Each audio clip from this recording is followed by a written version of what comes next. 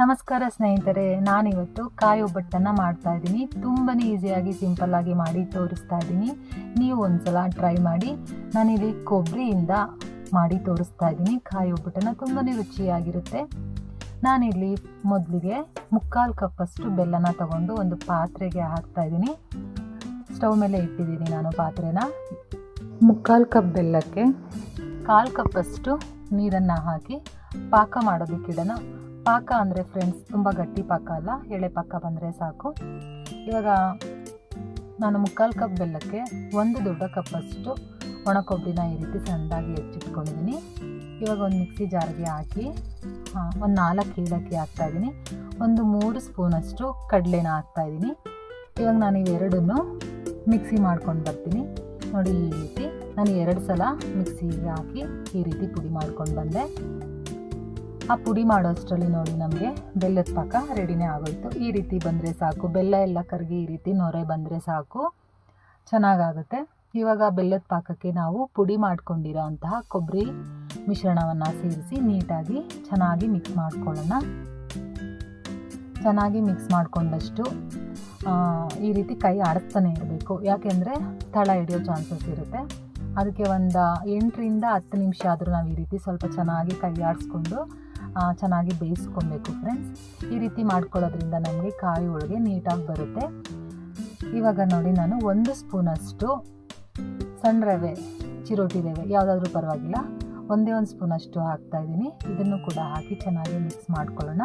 ಇದನ್ನು ಹಾಕೋದ್ರಿಂದ ಸ್ವಲ್ಪ ಹೂರಣ ಸ್ವಲ್ಪ ನಮಗೆ ಚೆನ್ನಾಗಿ ಸಿಗುತ್ತೆ ಒಬ್ಬಟ್ಟು ತಟ್ಟೋದಕ್ಕೆ. ಅದಕ್ಕೆ ನಾನಿಲ್ಲಿ ರವೆನ ಮಿಕ್ಸ್ ಮಾಡ್ಕೊತೀನಿ. ಇದನ್ನು ಸ್ವಲ್ಪ ಚೆನ್ನಾಗಿ ಮಿಕ್ಸ್ ಮಾಡಿಕೊಂಡು ಬೇಯಿಸ್ಕೊತಾ ಇರೋಣ. ಕೈ ಆಡಿಸ್ತಾನೆ ಇರಬೇಕು, ತಳ ಹಿಡಿಯೋ ಚಾನ್ಸಸ್ ಇರುತ್ತೆ ಫ್ರೆಂಡ್ಸ್. ಇನ್ನು ಯಾರ್ಯಾರು ನನ್ನ ಚಾನಲ್ಗೆ ಸಬ್ಸ್ಕ್ರೈಬ್ ಆಗಿಲ್ವೋ ದಯವಿಟ್ಟು ಸಬ್ಸ್ಕ್ರೈಬ್ ಆಗಿ ಅಂತ ಕೇಳ್ತಾ ಇದ್ದೀನಿ. ಇವಾಗ ನಾನಿಲ್ಲಿ 1-2 ಸ್ಪೂನಷ್ಟು ಬಿಳಿ ಎಳ್ಳನ್ನು ಹುರಿದ್ಬಿಟ್ಟು ತೆಂಗಿನಕಾಯಿ ಮಿಶ್ರಣಕ್ಕೆ ಸೇರಿಸೋದ್ರಿಂದ ಎಳ್ಳನ್ನು ತುಂಬ ರುಚಿಯಾಗಿರುತ್ತೆ. ಒಬ್ಬಟ್ಟು ತಿನ್ನಬೇಕಾದ್ರೆ ಅದು ಹೂರಣದಲ್ಲಿ ಸಿಗುತ್ತಲ್ಲ, ತುಂಬಾ ರುಚಿಯಾಗಿರುತ್ತೆ. ಇವಾಗ ನಾನು ಎಳ್ಳನ್ನು ಒಬ್ಬಟ್ಟು ಹೂರಣಕ್ಕೆ ಹಾಕ್ತಾಯಿದ್ದೀನಿ. ಇದನ್ನು ಹಾಕೋದ್ರಿಂದ ಘಮ್ಮನೂ ಚೆನ್ನಾಗಿರುತ್ತೆ, ರುಚಿನೂ ಚೆನ್ನಾಗಿರುತ್ತೆ. ನೀವು ಇದನ್ನು ಸ್ಕಿಪ್ ಮಾಡಿಬಿಡಿ, ಇಲ್ಲ ಅಂದರೆ ಪರವಾಗಿಲ್ಲ, ಸ್ಕಿಪ್ ಮಾಡ್ಬೋದು. ಇವಾಗ ಇದನ್ನು ಹಾಕಿ ಒಂದು 2-3 ನಿಮಿಷ ಈ ರೀತಿ ಚೆನ್ನಾಗಿ ಮಿಕ್ಸ್ ಮಾಡಿಕೊಂಡು ಬೇಯಿಸಿದ್ರೆ ಸಾಕು ಫ್ರೆಂಡ್ಸ್. ನೋಡಿ, ಈ ರೀತಿ ಸ್ವಲ್ಪ ಅಂಟಂಟು ಥರ ಸಿಗಬೇಕು ನಮಗೆ, ಆವಾಗ ಒಬ್ಬಟ್ಟು ಹೂರಣ ರೆಡಿ ಆಯಿತು ಅಂತ ಅರ್ಥ. ಇವಾಗ ನಾವು ಕನಕ ಕಲಿಸ್ಕೊಳ್ಳೋಣ.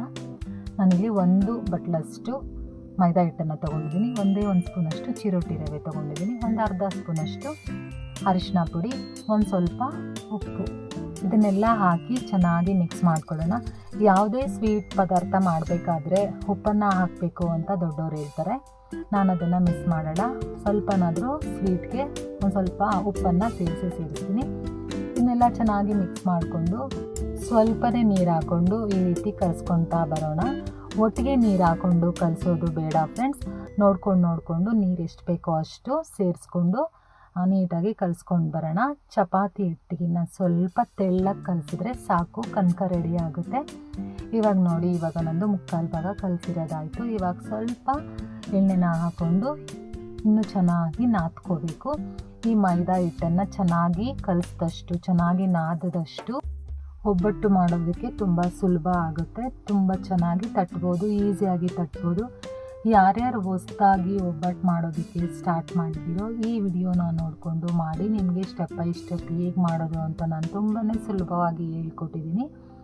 ನೀವು ಈ ಚಾನಲ್ನ ಸಬ್ಸ್ಕ್ರೈಬ್ ಮಾಡ್ಕೊಳ್ಳಿ, ನನಗೆ ಇದೇ ರೀತಿ ಸಪೋರ್ಟ್ ಮಾಡಿ. ಈ ವಿಡಿಯೋನ ಕೊನೆವರೆಗೂ ನೋಡಿ ಅಂತ ನಿಮ್ಮಲ್ಲಿ ರಿಕ್ವೆಸ್ಟ್ ಮಾಡಿ ಕೇಳ್ತಾ ಇದ್ದೀನಿ.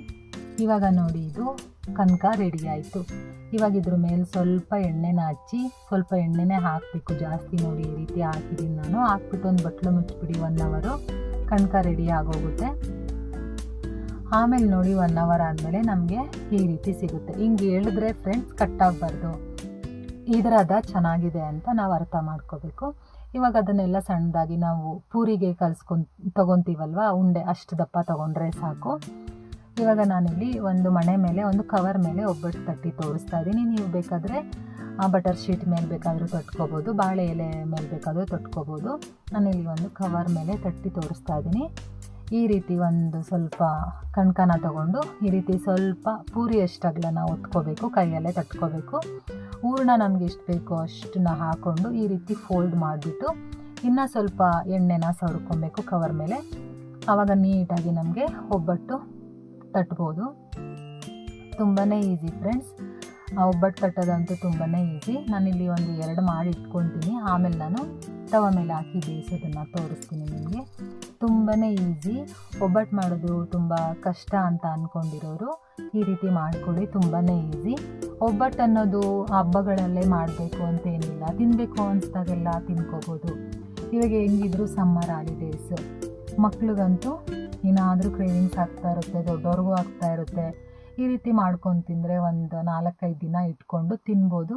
ಇದು ಹೊರಗಡೆನೇ ಇಡ್ಬೋದು, ಹಾಳಾಗಲ್ಲ. ತುಂಬಾ ಚೆನ್ನಾಗಿರುತ್ತೆ ತಿನ್ನೋದಕ್ಕೆ, ಕ್ರಿಸ್ಪಿಯಾಗಿ ಇರುತ್ತೆ.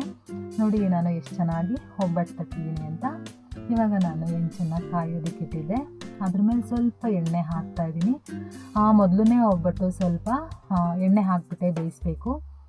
ಎಣ್ಣೆ ಹಾಕಿ ಇವಾಗ ನೋಡಿ ಒಬ್ಬಟ್ಟು ಹಾಕಿದ್ದೀನಿ. 2 ಕಡೆ ನೀಟಾಗಿ ಬೇಯಿಸ್ಕೊಳ್ಳೋಣ ಒಬ್ಬಟ್ಟನ್ನು. ತುಂಬಾ ರುಚಿಯಾಗಿರುತ್ತೆ, ಸಾಫ್ಟಾಗಿರುತ್ತೆ. ನೀವು ಈ ರಜೆಯಲ್ಲಿ ಒಮ್ಮೆ ಟ್ರೈ ಮಾಡಿ, ಮಕ್ಕಳಿಗೆ ಕೊಡಿ, ತುಂಬ ಖುಷಿಪಟ್ಟು ತಿಂತಾರೆ.